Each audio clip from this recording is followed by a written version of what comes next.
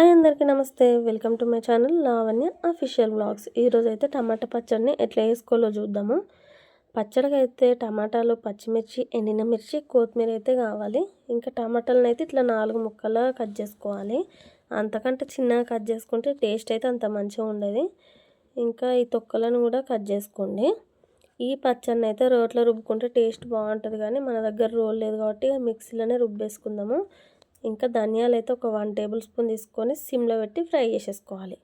ఇవి ఫ్రై అయిన తర్వాత పల్లీలు వేసుకోవాలి. అవి కూడా 1.5 టేబుల్ స్పూన్ వరకు వేసుకొని అవి కూడా సిమ్లోనే మంచిగా ఫ్రై చేసుకోవాలి. ఇవి ఫ్రై అయిన తర్వాత నువ్వులు వేసుకుందాం. నువ్వులు కూడా అట్లనే ఫ్రై చేసుకోవాలి.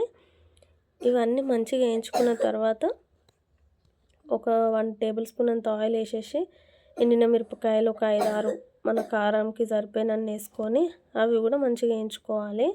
ఇక తర్వాత పచ్చిమిరపకాయలు కూడా నూనెలో వేసి మంచిగా ఫ్రై చేసుకోండి. ఇవన్నీ మంచిగా వేగిన తర్వాత ఇంకా సైడ్కి అయితే తీసి పెట్టేసుకోవాలి. ఇవి అప్పటి వరకు చల్లగా అయిపోతాయి.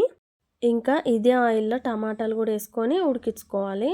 ఇంకా ఉప్పు, పసుపు వేసుకోవాలన్నమాట. ఉప్పు వేసుకోవడం వల్ల టమాటాలు జల్ది ఉడుకుతాయి. పసుపు వేసుకుంటే పచ్చడికైతే మంచి కలర్ వస్తుంది.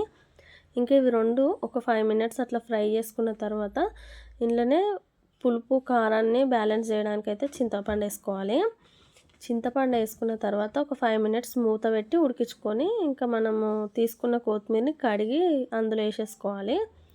అవన్నీ మంచిగా దగ్గరకు ఉడికిన తర్వాత స్టవ్ ఆఫ్ చేసుకోవాలి. ఇంకా మనం ఇంతకుముందు ఫ్రై చేసినవి ఉన్నాయి కదా, అవన్నీ వేసేసుకొని కొద్దిగా జీలకర్ర వేసుకొని ఎండిన మిర్చి కూడా వేసుకొని మంచిగా మిక్సీ పట్టేసుకోవాలి. ఇంకా తర్వాత పచ్చిమిర్చి ఇంకా ఎల్లిపాయలు కూడా వేసుకోవాలి. ఎల్లిపాయలు ఇంకా మనం ఉడకబెట్టుకున్న టమాటా, కొంచెం ఉప్పు వేసుకోవాలి.